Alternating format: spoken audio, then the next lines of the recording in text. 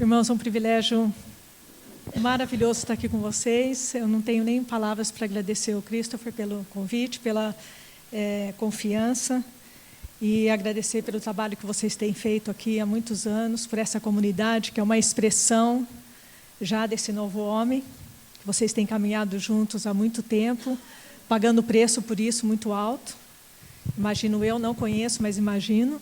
Então, eu gostaria de agradecer pela confiança e pelo convite de estar aqui com vocês, que é sempre uma delícia estar juntos, a gente estar juntos, porque o Senhor nos ligou com esses laços de shalom, né? Coisa maravilhosa.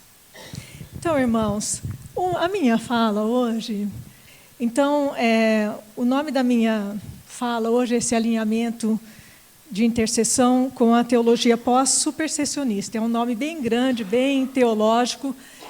Em outras palavras, o supersessionismo, para falar o que é, ele é a mesma coisa que a teologia da substituição, tá?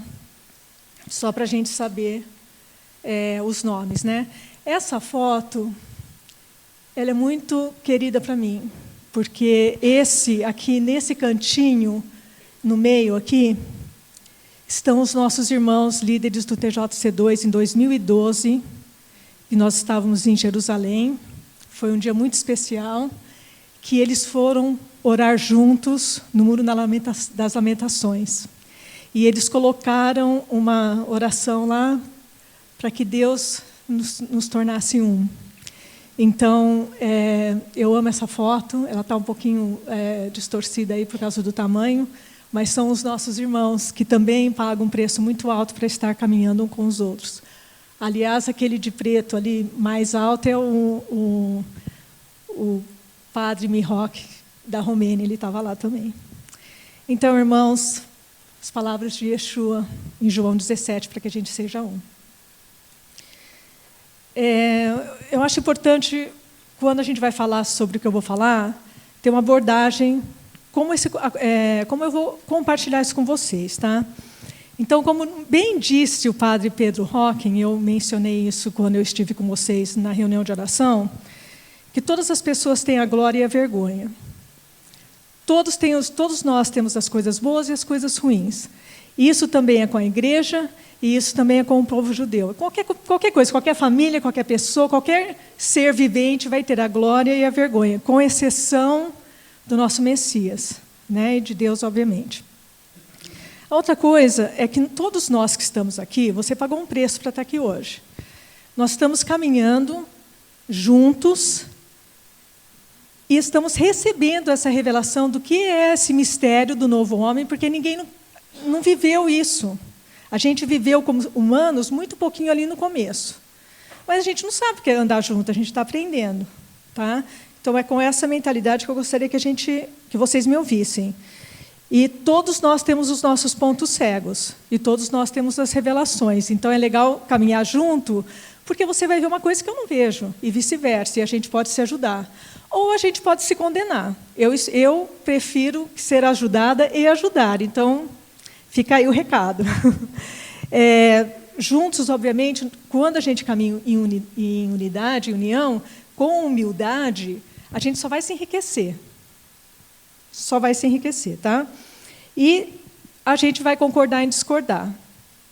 Espero que a gente consiga chegar nesse ponto. Então, tem muita coisa que eu vou falar e não sei o que vocês vão pensar.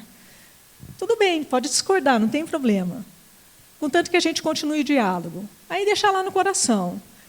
Se daqui a um tempo realmente não testificar, joga fora. E permanece com o que é bom, tá? Bem simples assim. E essa é a minha oração, que nós possamos estar um pouco mais juntos e mais conscientes depois, não só desse compartilhamento, mas das outras pessoas também. E para a gente ser parte da solução. Tá? Porque conflito vai ter. Pode se preparar que vai ter, vocês já sabem disso. Em outras palavras, né, todos nós estamos a caminho, estamos caminhando rumo ao novo homem.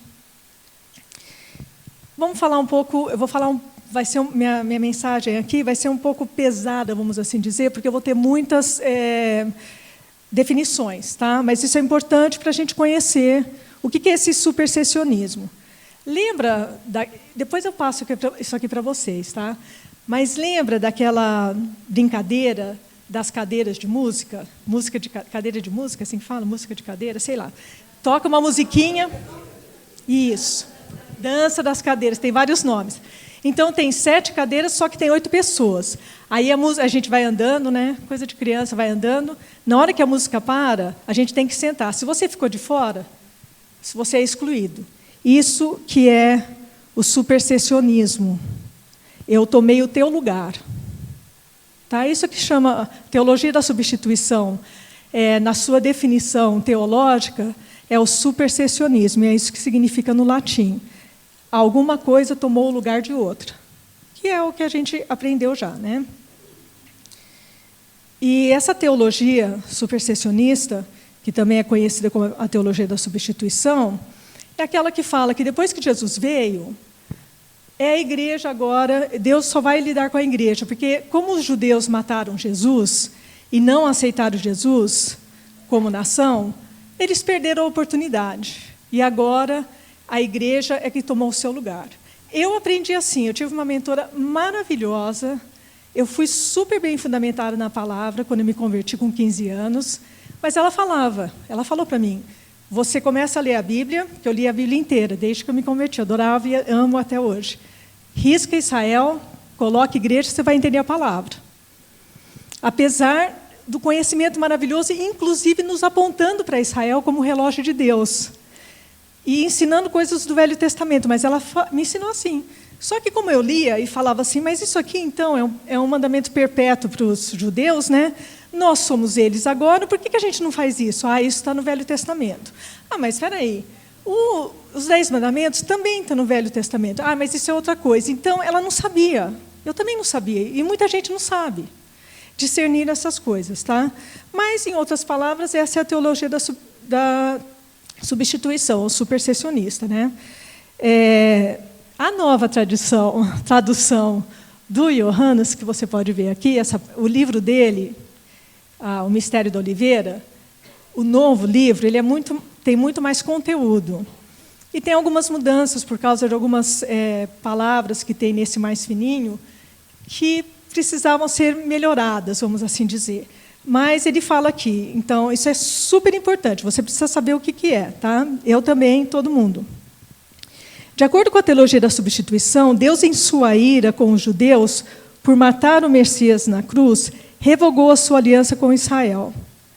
Então, Deus não quer mais saber de Israel, tá? E isso é como ficou conhecido, né? Não mais o povo escolhido, eles tiveram que permanecer em um estado de pecado coletivo sob a condenação de Deus. Olha só, tá? É isso que é apregoado. Eu quero que os irmãos entendam o quão profundo isso é no ambiente onde a gente vive. No ambiente evangélico, no ambiente católico, no ambiente protestante, tá? É super importante a gente entender isso aqui. Eu vou ler aqui embaixo, né? Então, em outras palavras, todas as bênçãos são da igreja e todas as maldições agora é para os judeus. Tem gente que ainda pensa assim, tá? Quando eu vejo pessoas que pensam assim, antes eu criticava, falava, não acredito, esse pessoal, né? Minha arrogância. Hoje, eu oro por eles. Quando eu ouço alguma coisa fora, assim, que dá aquela dor, dá até um enjoo, assim, porque é tão antissemita, tão antijudeu, eu oro, porque são meus irmãos. Então, aqui eu já vou nos desafiar. Será que a gente vai fazer que nem Moisés, que falou para Deus, se o Senhor não for com a gente, quando o povo lá pecou com o bezerro de ouro, Deus falou, Moisés, esse povo que você tirou do Egito, Deus tem um senso de humor, conversando com Moisés ali, esse povo, Moisés, que você tirou do Egito, eu não quero mais saber deles, eles pecaram contra mim, aí eu vou com você, vou te fazer de você um novo companheiro de aliança. Moisés falou, não, se o Senhor não for conosco, eu não vou. Será que a gente vai ser assim? Com as barbaridades que a gente escuta aí de irmãos que realmente amam o Senhor? Será que a gente descarta e fala, esses aí não tem jeito? Ou a gente vai falar que nem Moisés, Senhor, eu não quero ir sem eles. Eu não quero. Mas e se demorar mais para Jesus voltar? E daí? A gente está disposto a pagar esse preço da unidade? Porque nós estamos falando de intercessão. Intercessão sem a teologia da substituição. É esse coração que Deus quer da gente. Amém. Então, olha, eu só vou falar isso porque é importante. Lá no finalzinho. De repente, os judeus foram transformados em inimigos de Deus, inimigos da humanidade e inimigos da igreja. Difícil. Quando que ela surgiu, essa teologia? Gente, ela surgiu lá no comecinho. Olha só o que falou esse senhor aqui, o Inácio de Antioquia. É absurdo professar Cristo Jesus e judaizar ou praticar os costumes judaicos ao mesmo tempo. É impossível. Isso aqui é no ano 99. Começou muito cedo. Tá? Lembra que eu falei da glória e da vergonha? A gente tem que falar da vergonha. A gente tem que falar daquilo que não é bom. Tanto que a palavra fala, confessais os vossos pecados uns aos outros e sereis curados. Tá? Então, a gente vai falar da vergonha, mas a gente também vai falar da glória. Tá bom? É muito importante isso no nosso coração. Se eu fizesse essa fala, uns 5 anos atrás, eu não ia apresentar assim. Porque eu ia estar naquela arrogância ainda, olha só. Tá? Hoje não, graças a Deus, a gente vai ampliando. A gente vai aprendendo. Né? Porque eu também não sabia. Eu também estava cega, mas agora eu vejo. Parcialmente, claro. E esse é o meu desejo. Então, olha só o que o Justino Marte falou. Olha aí, olha, ele viveu entre mais ou menos os anos 100 e 165 depois de Cristo. A promessa de Deus feita com vocês, judeus, elas não são suas, mas nossas. Olha aí já a apropriação, né? Olha só o que ele fala. Nós também observaríamos a tua circuncisão da carne, os seus sábados e, numa palavra, todas as tuas festas, se não estivéssemos cientes da razão pela qual elas te foram impostas, a saber, por causa dos teus pecados e a dureza do coração. Gente, isso aqui é no ano 100, já falando que a Torá não foi dada por Deus, pela graça de Deus, como muito bem diz o Dan Just, ele fala que a Torá, né, a aliança, ela é uma aliança da graça. E a nova aliança é de mais graça. Tá? Então, aqui já começou essa animosidade contra a Torá, contra o sábado, que é um mandamento perpétuo de Deus para os judeus. Quando a gente fala, os costumes dos judeus, tudo bem, tem um monte de coisa rabínica, tá? Mas tem muita coisa que é mandamento perpétuo. Outro dia, uma pessoa que eu amo muito falou assim, mas por que esses judeus ainda se circuncidam? Circuncidam seus filhos? Eu falei, está escrito lá em Gênesis 17, é o mandamento perpétuo para todas as suas gerações. Não é um costume. Tem coisas que é costume. Acender a vela do Shabat é costume. Não está escrito em nenhum lugar da palavra que tem que acender a vela do Shabat. Aí tem várias explicações, é para observar e guardar o Shabat. Ok, lindo, não tem nada de errado. Tá? Isso é costume, mas tem certas coisas, por isso que é importante a gente ler a palavra, que são perpétuas para eles, não é costume. Tá? Aí desenvolvem costumes, né, que nem guardar o sábado, fazer o pão, fazer a bênção, tudo bem, mas tem certas coisas que não. Aí ele falou, né, que a cidade também de Jerusalém não é mais dos judeus, agora é dos cristãos. Mas ele falou, foi contra a teologia, né, que estava acontecendo na época dele, já logo, no comecinho também. Ele se opôs amargamente à afirmação que Jesus é apenas um homem. Então, ele foi super importante, o Justino, para falar, olha, é homem e Deus. No começo, ali, para ter uma teologia, para deixar os cristãos orientados, tá, e guardados. Um homem super importante. Tá? Ele foi fundamental nos primórdios do cristianismo em defender a divindade de Jesus. E, obviamente, se o nome dele é Justino Mártir, né, ele foi martirizado, ele morreu pela fé. Então, um homem que tinha umas palavras virulentas contra os judeus, nosso irmão, morreu por causa da fé dele em Yeshua. Uau! Glória e vergonha. Tá? Mas é importante ver essas duas coisas, mas eu quero que, novamente, irmãos, por favor, se abra para a gravidade desse problema da teologia da substituição, do que foi ensinado desde os primórdios do nosso começo. Tá? É importante isso. O Irineu, super, ultra famoso. Os Jesus foram deserdados da graça de Deus. Ele acusou os judeus de serem assassinos de Cristo. Mas ele escreveu essa obra maravilhosa dele, contra as heresias, em resposta a um tal de Marcião, naquela época, que estava falando que o Deus do Velho Testamento é um e que o Deus do Novo Testamento é outro. Então, ele foi super importante. Esse Marcião aí, nossa, se o Irineu, o Justino e os outros daquela época não tivessem se juntado e ido contra ele, talvez o cristianismo não ia desaparecer, porque Yeshua é maior que tudo isso. Mas eles contribuíram muitíssimo para a gente estar onde a gente está hoje. Imagina se não tivesse o antissemitismo, é isso que eu sempre penso. Ele defendeu a importância da tradição católica e da autoridade das Escrituras, super importante. Tá? E o Orígenes? Nossa, o Orígenes é difícil. Olha só o que ele falou. É outro pai da igreja. Os judeus são assassinos, inveterados, destruidores, homens possuídos pelo diabo.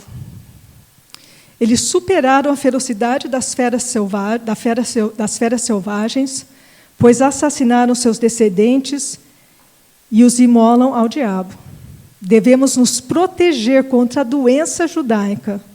O dever dos cristãos é odiar os judeus. Gente, é muito pesado isso. Tá? Eu não vou ler tudo, porque senão a gente não vai ficar aqui o dia inteiro, e a gente não quer fazer isso. Espera aí. Deixa eu voltar. Ele morreu, ele fez coisas maravilhosas. Se você fizer homilias de Orígenes, tem a tradução, uau, a teologia dele é maravilhosa. Mas quanto aos judeus, não. Tá?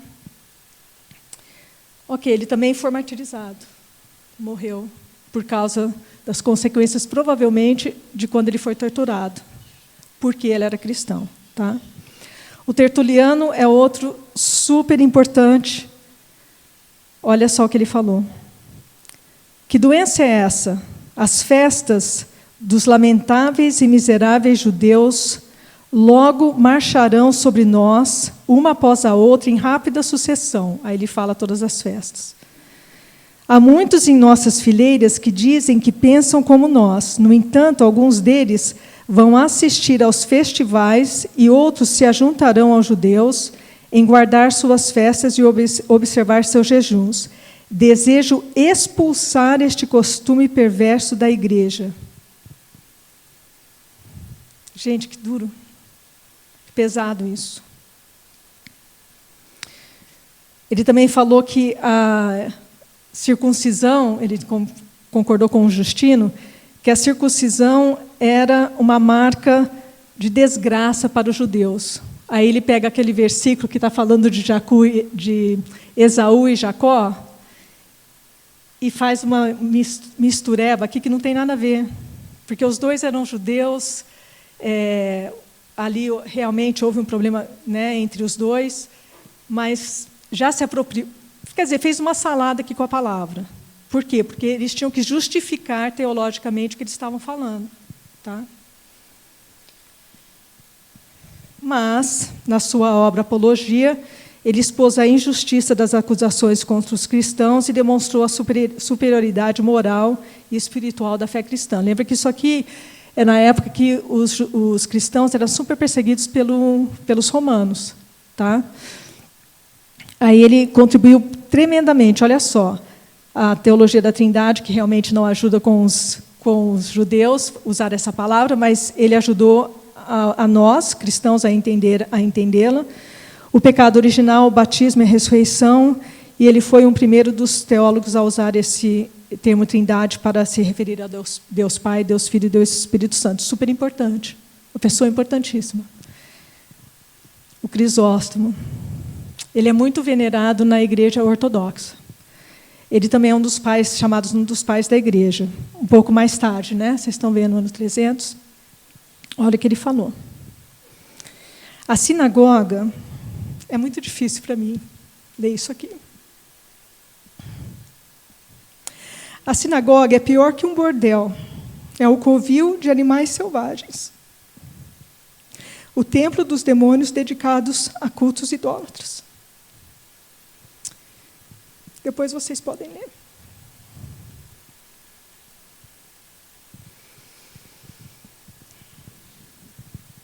Ele escreveu uma homilia chamada Contra os Judeus. Ele falou, eu vou ler. O povo judeu foi levado, por sua embriaguez e gordagem, ao mar supremo. Eles se rebelaram, eles falharam em aceitar o jugo de Cristo e nem puxaram o arado de seu ensino. Outro profeta insinuou isso quanto disse, Israel é tão obstinado quanto uma novilha teimosa.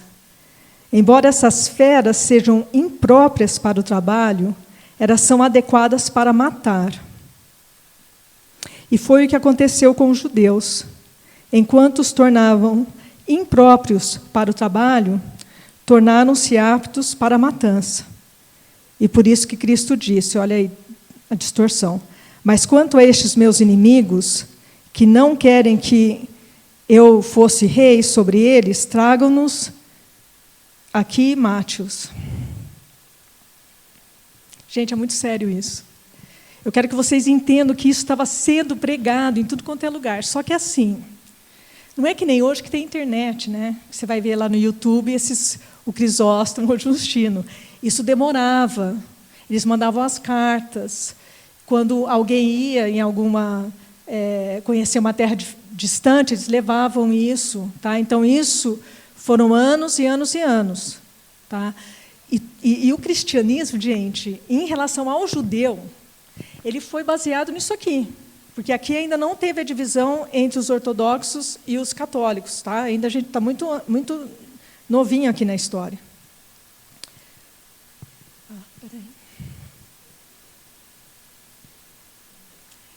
O Crisóstomo foi conhecido como Boca de Ouro, tá? Porque ele era um excelente pregador. Muitas pessoas vieram a conhecer Yeshua por causa dele. Ele foi muito importante para ir contra todas as doutrinas falsas que estavam acontecendo naquela época, porque era uma novidade. Então, eles tinham que decodificar, vamos assim dizer, as escrituras, porque, lembra, nem todo mundo lia. Aliás, era muito difícil ter um pergaminho com a Bíblia, porque era caríssimo. Tá?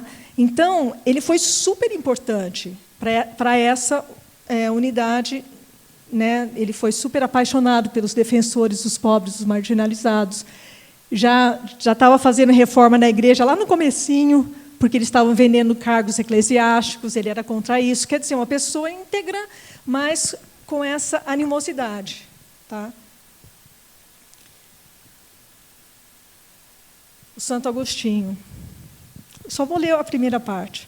O judaísmo, desde Cristo, é uma corrupção de fato. Uma corrupção. De fato, Judas é a imagem do povo judeu. Sua compreensão das Escrituras é carnal. Eles carregam a culpa pela morte do Salvador, pois, por meio de seus pais, mataram a Cristo.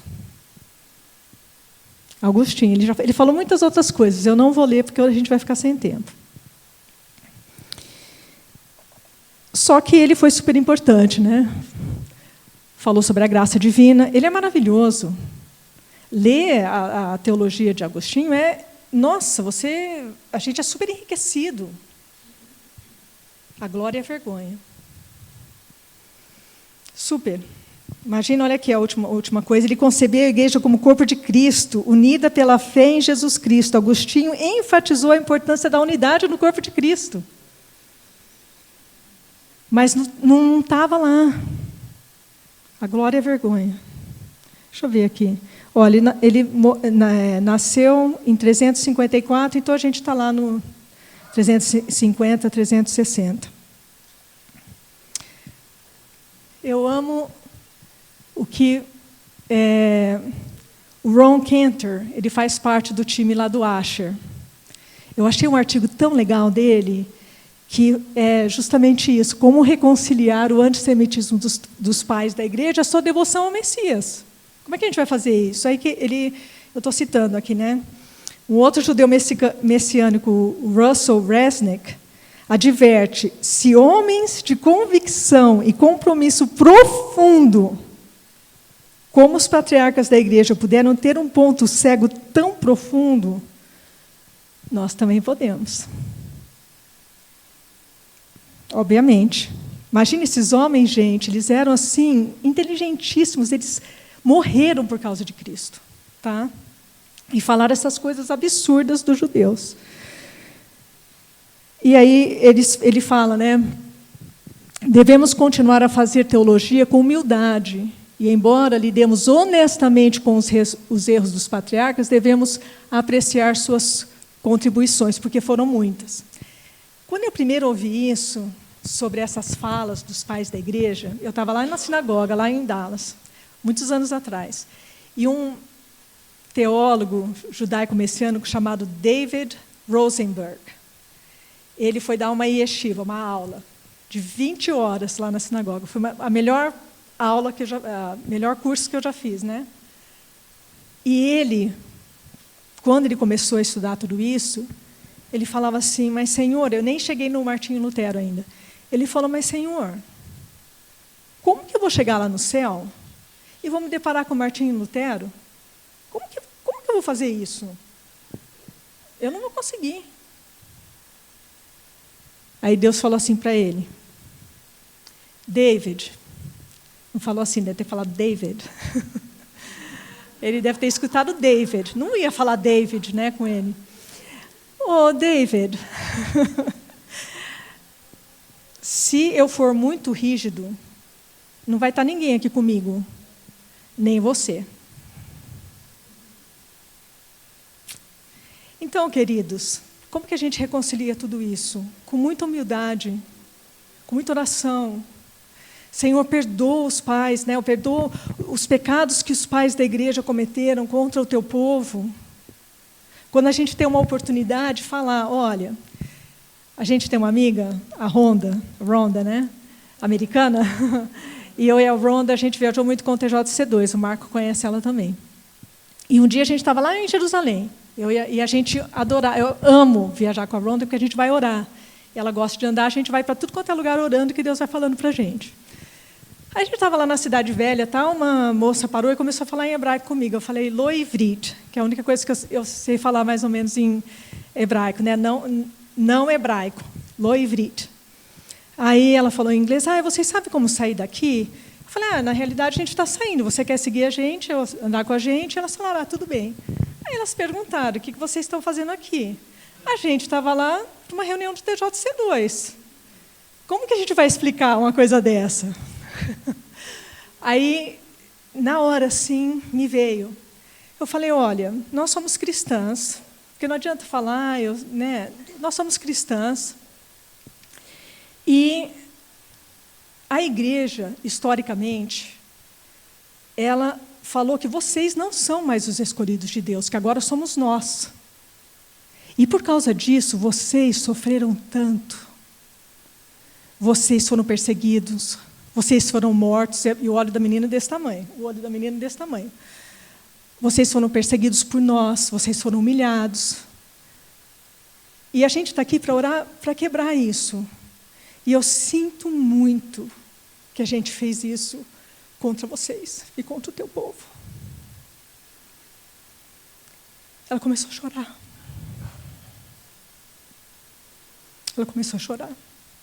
E a gente também. Ela falou: o mundo está precisando de mais gente como vocês. Amém. Por isso que a gente está aqui. Por isso que a gente está aqui, para ser parte da solução. Que privilégio, os maiores privilégios da minha vida foi ter esse encontro com essas duas moças, que estavam lá dos Estados Unidos para fazer uma yeshiva, que é um curso, né? Então é assim que a gente reconcilia. O que é errado, irmãos. Eles fizeram coisa, falaram besteira. Pior que besteira, né? Eles falaram algo que se tornou um solo fértil para o antissemitismo dentro da igreja. Como o Davi falou, o maior perseguidor dos judeus foram os cristãos. Mas, glória e vergonha. Olha, eu só estou falando da nossa parte, tá? Eu não vou falar muito sobre os judeus, porque isso depende deles. Aí tem outros comentários que eu não vou passar, de outras pessoas, mas esse eu vou falar. Olha só Martinho Lutero. Deixa eu ver se estou no lugar. Suas, né, dos judeus, casas devem também ser arrasadas e destruídas. Todos os seus livros de oração e escritos talmúdicos, nos quais tal idolatria, mentiras, maldições e blasfêmias são ensinadas, sejam tirados deles. Os rabinos devem ser proibidos de ensinar doravante sob pena de vida e membro. Mesmo que eles olha só isso aqui. Mesmo que eles fossem punidos da maneira mais horrível e que as ruas corressem com seu sangue, porque eles foram mortos, mesmo se fossem contados não em centenas de milhares, mas em milhões, eles ainda insistiriam em estar errados. Ou estar certos, desculpe, estar certos. É muito pesado isso, gente. É muito pesado. Isso aqui, 1400. Então, desde lá, desde o ano 100 até hoje, né, porque não parou aí, hoje está melhor. A Igreja Católica, que é a Igreja Protestante, claro. Onde nasceu, né? Isso foi no final da vida dele. Mas olha aí, olha o que nosso irmão fez. Justificação pela fé, ler as Escrituras por nós mesmos. Calhou, né, de ali já começar a invenção da imprensa. A Bíblia enfatiza como a Bíblia é a única fonte de autoridade religiosa. Quer dizer, ele foi incrível, ele foi super importante na história, da nossa história. Só que ele foi um dos mais virulentos contra os judeus. Porque muitos desses teólogos, eles não advogavam que os judeus fossem mortos. Né? Tipo assim, pode sofrer, pode queimar a sinagoga, pode tirar as coisas dele, mas não precisa matar, né? Ele passou, o Agostinho também, né? Passou aquela linha, tá? Calvino também. Olha só, conversei muito com muitos judeus, nunca vi uma gota de piedade ou um grão de verdade ou engenhosa inteligência. Não, nunca encontrei bom senso em nenhum judeu. Quer dizer, ele não conhece Yeshua, né? Não conhece. Conhecia Cristo, mas não conhecia Yeshua, que é o maior judeu que já viveu e vive. Louvado seja o Senhor. E olha só que sério isso. Ele argumentou que os judeus são um povo rejeitado que deve abraçar Jesus para reentrar na aliança. A aliança de Deus com os judeus, ela é irrevogável. Está vendo a distorção teológica? Tá? E a gente é fruto de tudo isso, tá? É por isso que vira e mexe, eu faço uma oração, eu falo, vixe, isso aí é teologia da substituição. Eu ouço alguém orar e falo, esse aí está fora. Tá? Todos nós ainda estamos aprendendo. Pessoal, líderes do TJC2, às vezes eles falam alguma coisa, eu falo, vixe, isso aí, teologia da substituição. Por quê? Gente, está tão arraigado que a gente nem percebe. Tá? Ok, vou pular aqui também. O Davi mencionou aqui sobre esse concílio de Ávila. O que aconteceu? Yeshua veio. Depois, no ano 70, Israel já estava sendo dominada pelos romanos. Né? Em 70, houve uma revolta lá em Jerusalém. E o templo foi destruído. Não tinha mais templo. E todo o judaísmo era em volta do templo. Por que era em volta do templo? Porque eles são isso e aquilo? Não, porque Deus falou que era para ser assim. Mandamento perpétuo. Deus que deu, gente, para Moisés como fazer o tabernáculo. Deus que deu para Davi como fazer o templo. Ele que deu. Todo o sacrifício foi Deus que falou. Não é coisa de... mas os judeus que nem falam, isso aí, Deus colocou um peso. Gente, não era um peso. Lembra lá, no Jardim do Éden, quando os homens tiveram que... Adão e Eva tiveram que sair, porque se eles comessem da árvore da vida em pecado, eles iam ficar para sempre em pecado? Aí o que Deus fez? Colocou os querubins lá, não foi? Para ficar guardando. Não sei se são 2 ou se era um só. Com a espada lá. Lembra disso?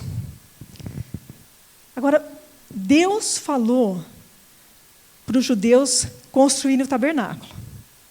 Ele levou Moisés lá no monte, ficou 40 dias, imagina que máximo, ficar 40 dias com Deus, que máximo, vendo o tabernáculo celeste, e Deus dando para ele as especificações para isso. O que estava bordado naquele véu ali do tabernáculo? Querubins. Esse é o caminho de volta. É ali que Deus falou, eu vou estar ali com vocês. O caminho de volta para a árvore da vida. A palavra diz que a Torá é a árvore da vida. É a palavra. Então, quando Deus deu esse ensinamento para eles, Ele estava falando, é para vocês chegarem próximos de mim. A palavra sacrifício é corban. Corban é você se aproximar. Então, ao invés de ser o sacrifício levítico, deveria se aproximar levítico.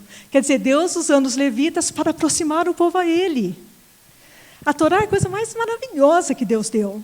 E que nós somos roubados como cristãos. Por quê? Por causa de tudo isso que eu estou falando. E a gente não aprende essas coisas maravilhosas. Não tem mais templo, mas o espírito da lei está ali. Tá? Então, o que aconteceu? O templo foi destruído, não tem mais templo. Os judeus vão fazer o que agora? Depois eles ainda foram expulsos de Israel, de Jerusalém. Sempre teve uma presença judaica, sempre em Israel. Isso é provado historicamente. Tá? Mas não tem mais tempo. Como que a gente vai ficar agora? Como que a gente vai adorar a Deus? Então eles tiveram que fazer alguma coisa. E os fariseus se reuniram e falaram, não, a gente vai agora, ao invés de ter o templo, a gente vai fazer boas obras, a gente vai ajudar um ao outro, e a gente vai ter um sistema coesivo, é assim que fala, né? Coeso de crença na palavra, tal, para a gente prosseguir como povo, porque Deus confiou a eles a Torá e o Velho Testamento. Ele deu para eles, Ele chamou-os para serem os carregadores disso, para ser luz para as nações. E como que eles iam fazer isso sem templo? Então, eles tiveram que fazer esse concílio. Tudo bem, só que aí já tinha judeu messiânico. E os judeus messiânicos são os que mais sofrem, como o Davi colocou aquela foto lá. Aliás, entre a cruz e a espada, é uma expressão da Inquisição. Entre a cruz, ou você se converte, ou... Por isso que tem essa expressão, entre a cruz e a espada. Uma situação impossível de você estar. Por quê? Mandamento perpétuo para os judeus de circuncidarem seus filhos, perpétuo de guardar o sábado, e agora, se você tornar cristão, você não pode fazer nada disso. Entre a cruz e a espada. Vem daí. Tá? Então, eles fizeram isso, os judeus, só que os messiânicos eram considerados hereges, e os essênios também. Então, eles... formularam várias orações, e tinha a oração que chama Birkat Haminim, que é a oração, na realidade, é uma maldição. Tá? Eu vou mostrar aqui para vocês. Fala assim, aos apóstatas não haja esperança, e os que se vangloriam agora perecerão. E todos os inimigos do teu povo, judeu, né, serão destruídos rapidamente. E o reino da maldade será rapidamente arrancado, quebrado e subjugado em nossos dias. Bendito seja, Senhor, que quebra os ímpios e subjuga os soberbos. Eles tinham essa fala aí. E os judeus messiânicos não queriam falar, porque eles não eram apóstatas. Só que eles não foram aceitos pelos os judeus, né, os seus irmãos, Porque Jesus já tinha falado, quando vocês virem essas coisas, sai daqui, sai de Jerusalém. Lembra aquela palavra que ele falou, que não seja no sábado e tal? Os judeus messiânicos se mandaram de Jerusalém, então eles não morreram como os outros judeus. Aí os judeus que não eram messiânicos começaram a falar que eles estavam assim com os romanos. E os romanos querendo matar todos os judeus. Se você é judeu messiânico ou não, para nós não importa, você também está morto. Então os judeus messiânicos ficaram numa terra de ninguém.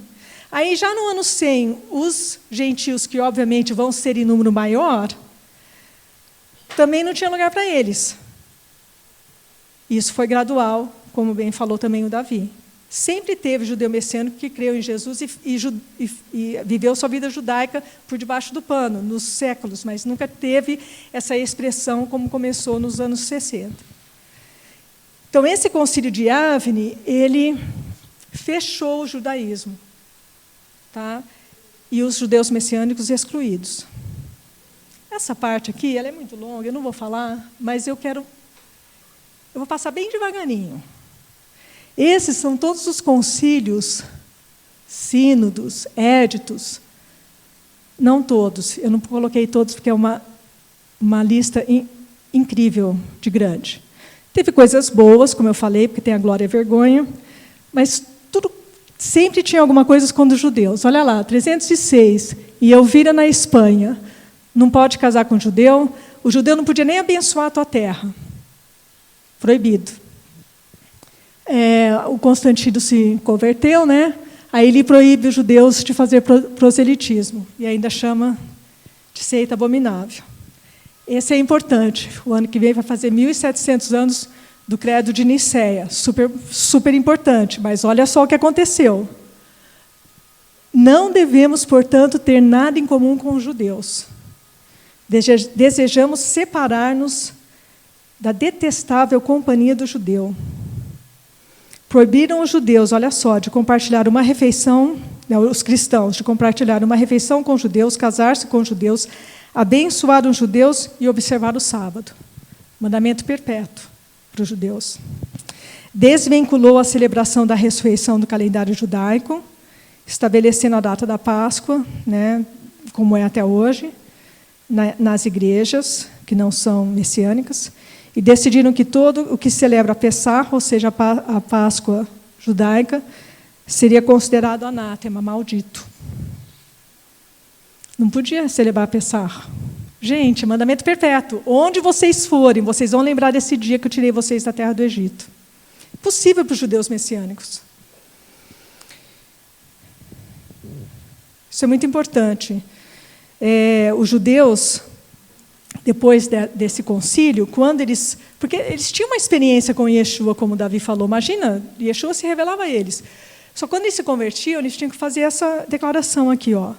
Isso aqui é só parte, tá? Renuncio aqui agora a todos os ritos e observâncias da religião judaica, detestando todas as suas cerimônias mais solenes e os dogmas que outrora mantive e defendi. Gente, entre a cruz e a espada. Deus falou para eles que é mandamento perpétuo. E aí? Gente, eles sofreram muito, nossos irmãos. Muito. Muito, muito. Ficaram numa posição impossível. Mas esse concílio foi super importante, né? O credo niceno, que até hoje a gente fala. O concílio teve o objetivo de promover a a unidade, né? Teológica, inclusive. E ela acabou com o arianismo, por assim dizer, que não acreditava que Deus Pai, Deus Filho, Deus Espírito são a mesma coisa, esse mistério, né? Agora, aqui eu não vou ler, porque não vai dar tempo. Todos esses concílios, olha as datas. Depois eu passo para vocês isso aqui. São de concílios falando, não pode casar com o judeu não pode ter terra, o judeu não pode ser contratado, o judeu não pode fazer isso, o judeu não pode fazer aquilo. O judeu não pode trabalhar no sábado, não pode trabalhar no domingo, quer dizer, eles guardavam o sábado, como é que vai fazer? Aí começa as cruzadas. As cruzadas, irmãos, as cruzadas foram levantadas para acabar com todo tipo de heresia. Só que eles começavam na França, na Alemanha, iam descendo até Jerusalém e iam matando todos os judeus, um pogrom, como aconteceu antes de ontem na Holanda.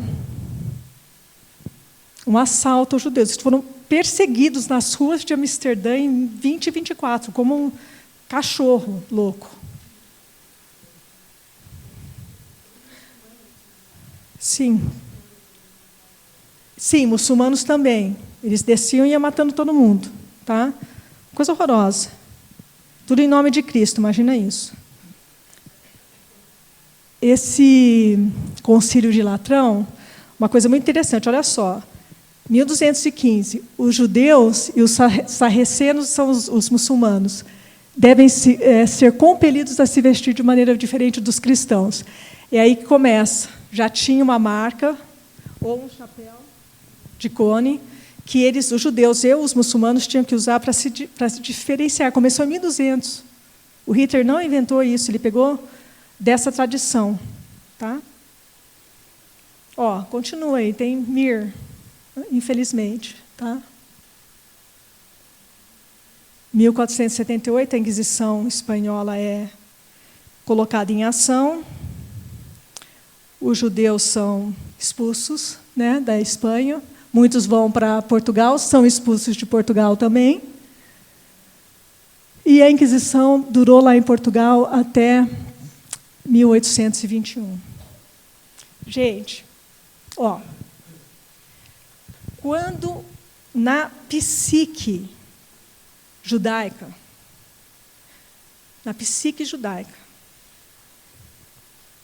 quando eles ouvem a palavra cristão, o que vem para eles? Vem as cruzadas, os pogroms, a Inquisição e o Holocausto. Isso é cristão para eles. Agora, louvado seja o nome do Senhor, porque a igreja evangélica tem se levantado e dado muito apoio, dinheiro, ajuda. Está mudando um pouco, mas eles ficam com o pé atrás. Que nem o Rabino Mari falou, quando os irmãos, lá no começo, lá em Dallas, aquele 7 que teu pai estava presente, o irmão falou, nós nunca vamos abandonar vocês. E o Rabino Mari fala sobre isso. Ele falou, vamos ver, na hora que o negócio pegar fogo, se vocês vão mesmo. Por que ele falou isso? Porque ele é um chato? Não. Porque ele é um cético? Não. Porque, historicamente, foi isso que aconteceu. Tá? Aí, ó, é verdade isso. Essa teologia, a adoção da mesma pelos cristãos, influenciaram diretamente o Holocausto. Tá? Agora, irmãos, vou ter que dar uma passadinha bem rapidinha. Os tipos de supersessionismo. Porque é importante a gente saber. Tá? Então, que a gente está falando dessa teologia da substituição. Então, o supersessionismo econômico, tem esse teólogo Salan que compactou isso aí, é aquele que acredita que quando Jesus veio, ele cumpriu todas as coisas, ele cumpriu o papel de Israel. Agora, Israel não é mais necessário, porque já foi cumprido o papel dele. Então, na economia de Deus, no plano da salvação de Deus, os judeus não são mais relevantes. Esse é o supersessionismo econômico. O punitivo é aquele que fala, ó, eles mataram Jesus, então pode matar os judeus mesmo, pode regaçar com eles, porque eles mataram o Messias, não aceitaram, e agora Deus revogou a sua aliança com eles. Agora, pensa bem, irmão, se Deus vai ser assim, vai se divorciar, né?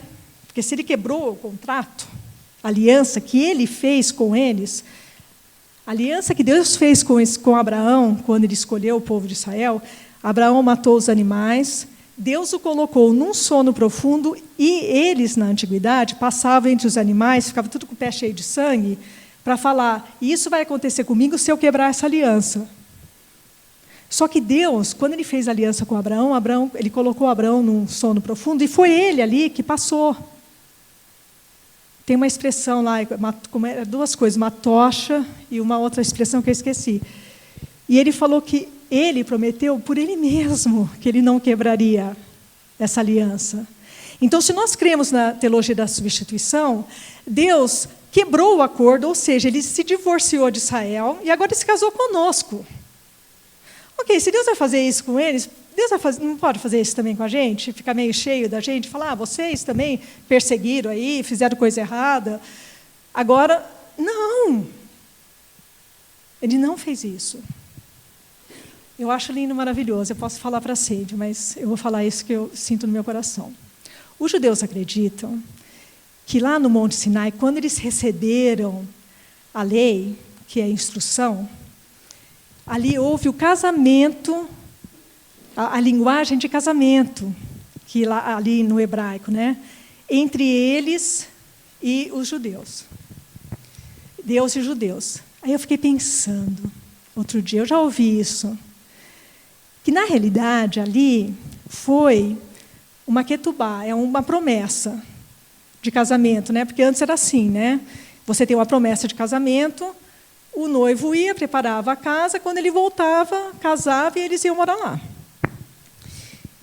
Deus, ali no Sinai, ele fez essa promessa que vocês vão ser o meu povo. Só que não teve ainda a festa das bodas do Cordeiro.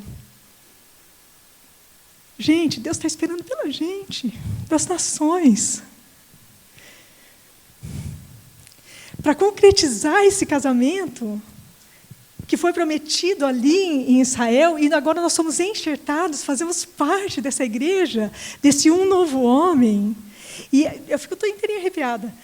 E nós vamos celebrar juntos, judeus e gentios, juntos como um novo homem, as bodas do Cordeiro. Eu acho maravilhoso isso. Deus não quebrou a aliança com eles, graças a Deus, e nem conosco. Então, esse é o punitivo. E o estrutural, né, que até o Mark estava falando sobre isso hoje. Diz vai ainda um pouco mais fundo, contando a história da salvação de uma forma que o Christopher falou isso aqui em 2019. Foi maravilhosa a tua palavra sobre isso. Esse supersessionismo estrutural é assim, ó, Deus criou o homem caiu, ele enviou Jesus para redimir nossos pecados e ele vai voltar. Não fala mais nada. Esse é o supersticionismo estrutural, porque elimina Israel. Tá? Bom, isso aqui também eu vou passar, depois vocês podem ler. Essa outra parte de entender o supersticionismo. Algumas pessoas acreditam que Israel vai ser salvo, mas algumas pessoas lá em Israel. Então, vai ser como qualquer outra nação. Tá? Isso aí também é supersticionismo. Gente, essa separação ela foi super gradual. Tá? O problema é que houve uma separação, como eu falei, indiscriminada entre judeus e gentios. Entre judeus crentes em Jesus e aqueles que não eram. Então, os judeus messiânicos, como eu falei, ficaram na terra de ninguém. Porque se eles crescem em Yeshua, eles tinham que renunciar ao mandamento perpétuo dado por Deus. Se eles aceitassem Yeshua, não podiam fazer parte do judaísmo. Impossível, eles pagam um preço muito alto, inclusive hoje. Tá? Então, essa foi uma exclusão super gradual. E as consequências é que a gente foi roubado, como eu falo muitas vezes, de entender o Velho Testamento, de entender esse plano de salvação do Senhor, incluindo os judeus. Né? Então, o que é, então, uma teologia pós-supersessionista? Ele fala, esse Michael Vlah, o conceito de restauração inclui as ideias que Israel sendo replantado em sua terra e recebendo um papel e missão único para as nações. Tá? Então, Israel tem algo que só eles vão poder fazer. Isso é o pós-sessionismo, pós-supersessionismo, pós-teologia da substituição. Tá? Nenhum outro grupo vai poder fazer o que eles vão fazer, então eles têm que fazer parte. Tá? Então, quem são os não supersessionistas que somos nós? Os que acreditam que a igreja não substitui Israel e que todo Israel será salvo e que Israel terá o papel escrito acima, único na salvação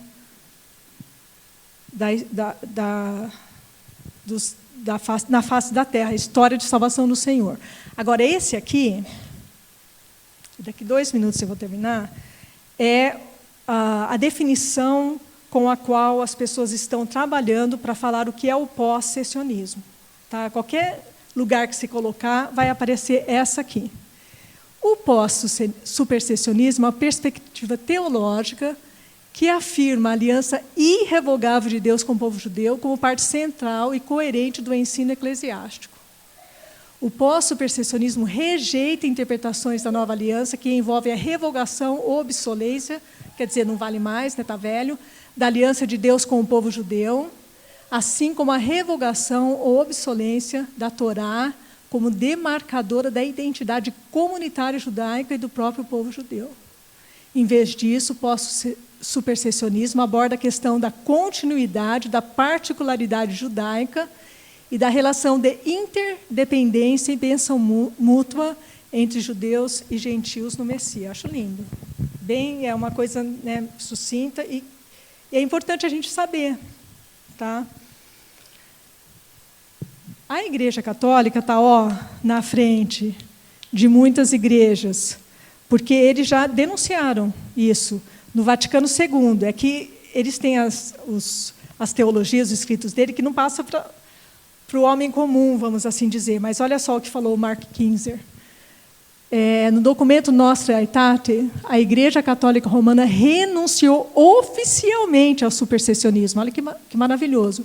Reconhecendo o ensinamento do apóstolo Paulo de que os judeus permanecem muito amados por Deus por causa dos patriarcas, uma vez que Deus não retira os dons que Ele concedeu ou a escolha que Ele fez.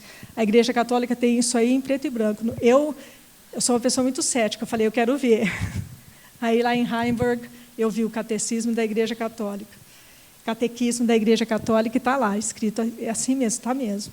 Eu verifiquei, tá? Como reconciliar tudo isso, gente? Esse é um dos historiadores que colaboram, francês, que colaboram com o TJC2. Em outras palavras, ele fala que a gente tem que ter muita humildade na nossa teologia. Não só nós, como judeus também. Então, depois vocês leem, porque vale a pena, tá? Que eu quero só... eu não vou falar sobre isso, porque a gente já deveria saber, né? O que Deus tem a dizer. Eu acho importante a gente...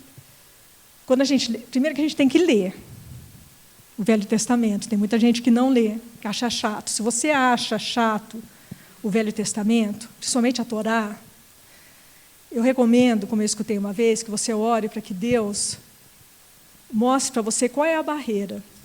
Eu já ouvi muitas pessoas que, sem saber, inconscientemente, tinham muito antissemitismo dentro dos seus corações. Essa lei aí, a lei é pesada. Gente, a palavra fala que a lei ela é mais doce que o mel. Eu amo o Salmo 119. Ele só fala disso, como a lei do Senhor é perfeita e restaura a alma. Gente, ou a gente é maluco de crer num Deus que fala tudo isso e descarta, ou tem uma coisa que está errada conosco, que nós precisamos de uma orientação do Espírito Santo de Deus para a gente receber essa revelação de quão maravilhosa é essa lei, de quão revolucionária ela foi. Ela foi revolucionária, revolucionária, o que Deus deu para o povo de Israel. Eu vou passar aqui rapidinho, porque eu vou falar sobre oração. Por que é importante a gente saber tudo isso, irmãos? Porque a gente ora de acordo com a nossa teologia. Não tem jeito. Não tem. A gente ora de acordo com aquilo que a gente crê. E se a gente vai ler lá que Deus acabou com Israel e agora nós somos a igreja, como que a gente vai orar pelos irmãos judeus messiânicos? Como que a gente vai entender por que é tão difícil para eles? Por que eles ficam com o pé para trás? Né? Essas passagens são maravilhosas. Aqui fala, né, a nova aliança. Eu preciso falar isso. Gente, é uma nova aliança com a casa de Israel e Judá. Essa é a mesma passagem que está lá em Hebreus. Ele não fez uma nova aliança com os gentios. A nova aliança de Yeshua não foi com os gentios, foi com a casa de Israel e de Judá. O que é maravilhoso, porque Israel e Judá se separaram. Né, as tribos do norte, que é Israel, e as tribos do sul, que era só Benjamim e Judá, que são a casa de Judá. A aliança que Deus fez, através de Yeshua, de Jesus, a nossa aliança que nós somos enxertados, é com a casa de Israel e com a casa de Judá. Isso quer dizer que Deus não perdeu nenhuma tribo. Sabe as 10 tribos perdidas? Eu ouvi isso de um judeu messiânico que eu amei. Deus não perdeu ninguém. As 10 tribos não estão perdidas. Ele sabe, está escrito, ele falou, vocês estão escritos na palma da minha mão. Como que um pai, me dá até arrepio, um pai vai perder os seus filhos? Primeiro que se um pai terreno perde, você fica louco. Deus não é um pai terreno. Ele não perdeu ninguém. Tá? Então não tem tribo perdida. Lembra disso. E essa aliança foi feita com eles. E nós, louvado seja o nome do Senhor, fomos enxertados. Eu sou cidadã de um outro país que não é o Brasil. Eu sou americana também. Eu tenho todos os direitos e deveres de americana. Eu não sou diferente, eu só não posso ser presidente. Só isso. Que até seria interessante, mas tudo bem. Estou brincando. Tá? Só isso. Mas os deveres, as responsabilidades são as mesmas. Nós, que somos das nações, somos enxertados na comunidade de Israel. Nós temos os mesmos direitos e os mesmos deveres. Tudo bem, tem algumas coisas que é só para os judeus, tá? Não se preocupe, eu não sou que tem que seguir a lei, assim, não. Mas, nesse sentido, nós somos Estamos lá, estamos aqui, junto. Porque nós somos enxertados.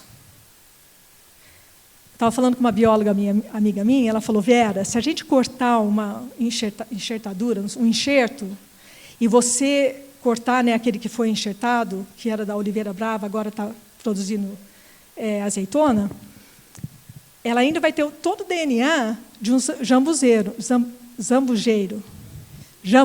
Esse aí. Esse aí que é da Oliveira Brava.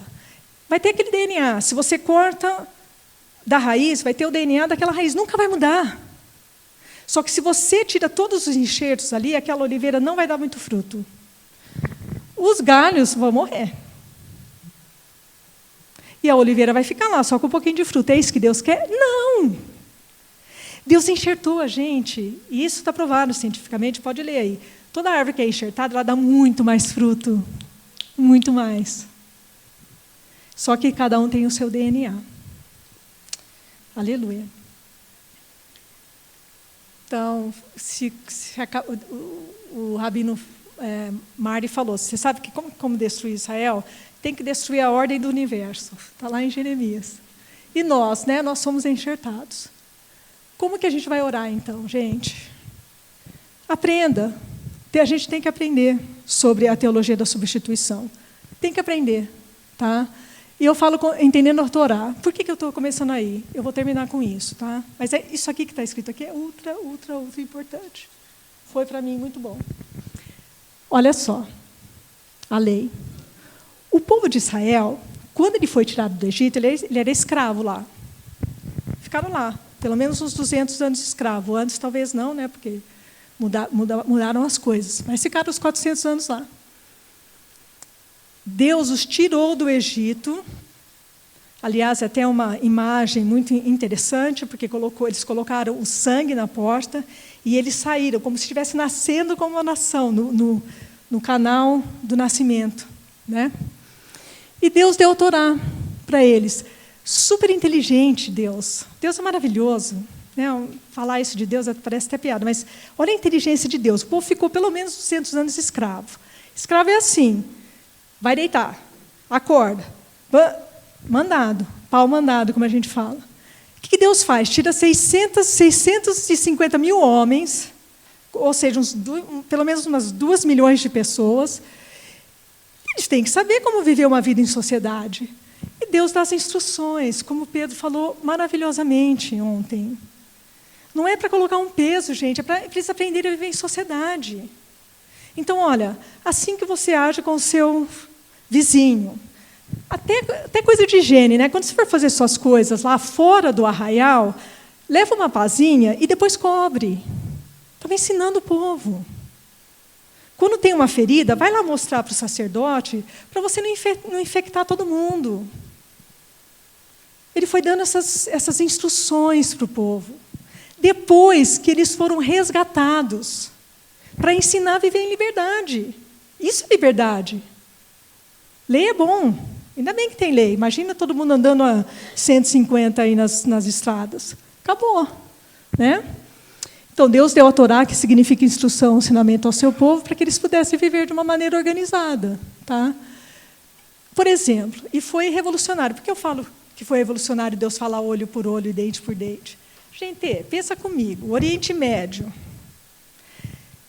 3.000 anos atrás, se eu acidentalmente, ou porque eu quis, dou um soco, irmão, desculpa, no meu irmão, o dente dele cai, você acha que ele não vai querer só tirar o meu dente? Ele vai querer tirar a minha vida, e era assim que era. Acabou. Olho por olho, dente por dente, foi revolucionário por quê? Porque tem uma palavra, você faz esse crime, você paga por esse crime. Isso, era comensurado. Todos os escritos falam sobre isso dos rabinos daquela época. Então, não é que você ia lá, dava um soco e arrancava o dente do outro. Não era isso. Geralmente, era uma recompensa monetária. Tá? Para não ficar esse caos de você, né, tropeçou, caiu, bateu a cabeça, morreu, agora eu vou matar todo o teu clã. Revolucionário isso. É que a gente não é ensinado, né, essas coisas, infelizmente. E a observância da Torá não vai salvar ninguém. Agora, olha o que aconteceu conosco, desculpa. Nós, das nações, nós éramos escravos do pecado. É a mesma coisa. Nós éramos escravos do pecado. Tá? Aí que veio, Deus enviou, aleluia, Yeshua por amor ao mundo. E Deus disse que nós somos salvos pela graça para fazermos boas obras. Depois de salvos, nós não sabíamos viver em liberdade, que a gente não sabia, gente. Eu não sabia viver como crente depois que eu me converti. Eu tive que aprender devagarinho, que nem o pessoal lá foi aprendendo. Tá? E Yeshua nos deu os seus mandamentos para vivermos de maneira organizada e dirigida por Ele. E aqueles mandamentos foram revolucionários para a época e são até hoje. Né? Porque Jesus falou, se você só pensar, se só querer ter um caso com a vizinha, você já está pecando. Revolucionário. O espírito da lei. Eu só... Estou falando isso, não estou falando, vou repetir, eu não estou falando que há uma maneira dos judeus serem salvos e há uma maneira dos gentios serem salvos. Não estou falando sobre isso. Só espero, ajudando-os a entender o que é a Torá. Tá? O que é a Torá? É um ensinamento, é um guia para viver em sociedade. Que também fala de coisas espirituais, fala de coisas penais, fala de coisas civis, é maravilhoso, é um tratado, uau! Até hoje há leis que são usadas da Torá, aqui, né, conosco. Então, por que é importante entender a Torá? Porque tudo na palavra, gente, tem que concordar. A Torá, os escritos e os profetas e o Novo Testamento. Se não concordar, a gente não está entendendo. A gente não chegou a entender, então a gente tem que rever. Tem que orar e pedir para Deus essa orientação. Tá? Isso é muito, muito importante. Por que a gente precisa entender a Torá também? E o Velho Testamento? 93 vezes no Novo Testamento se fala as Escrituras ou a Escritura. Dessa vez você é perdoado. Só dessa vez. Gente, 93 vezes está escrito as Escrituras, ou está escrito. Se a gente não sabe, fica sem teto, sem cabeça. A gente não vai entender. 93 vezes é bastante. Vocês não acham? Né? Eu amo aquela passagem lá de Emaús. O coração deles estava borbulhando, né? Quando Yeshua estava explicando, através de Moisés, que é a Torá, e dos profetas sobre ele, dos escritos. Ele estava se revelando através do Velho Testamento. E eu vou parar por aqui, porque senão vai ficar muito tarde. Irmãos, o meu desejo com essa palavra, eu continuo fazendo parte de uma comunidade judaico-messiânica. A gente se reúne no Zoom, eles são os meus amigos que fizeram aliar da sinagoga lá Baruch Hashem para Jerusalém. Então a gente estuda a Torá todo sábado. Olha, a coisa mais maravilhosa do mundo que eu tenho aprendido. É de uma riqueza, é de uma misericórdia de Deus. O lugar onde, nas Escrituras, o lugar onde está mais escrito, e disse o Senhor, é na Torá. E disse o Senhor a Moisés. E disse o Senhor a Moisés. Então, a gente tem muito o que aprender. É que a gente não foi ensinado. O meu desejo é que o Senhor abra um pouquinho hoje, para que a gente tenha esse desejo. Senhor, eu quero saber. Eu quero te conhecer como o Senhor realmente é. Jesus é judeu, era judeu, vai voltar judeu. Ele vai se revelar para o seu povo, como José fez aos seus irmãos. Mas Ele quer, gente, se revelar para nós também dessa forma. Ele escolheu assim. É como o Asher falou uma vez, se tivesse escolhido o povo chinês, eu estava lá, com eles. É que calhou de ser o meu povo. Tá? Então, primeiro, essa é a minha oração. Que o Senhor continue tirando essa teologia da substituição da nossa cabeça, porque tem muito. Na minha continua ainda, tá? Eu me pego. E que a gente se abra e entenda a necessidade de sermos essa cura, essa ponte com os judeus messiânicos que sofreram e sofrem tremendamente. Porque ainda tem judeu messiânico que se converte, né? Eles não usam essa palavra, eles se completam, eles reconhecem que Yeshua é seu Messias. Que vai numa igreja e fala, ai, que bom, agora você pode comer um sanduíche de porco. É uma ignorância, né? Uma falta de conhecimento. Gente, isso é muito ruim. Tá? Então, a minha oração é que a gente possa ter um entendimento um pouquinho maior. Tinha muitas outras coisas, vocês podem ler aí depois na minha apresentação, mas eu agradeço muito pela oportunidade.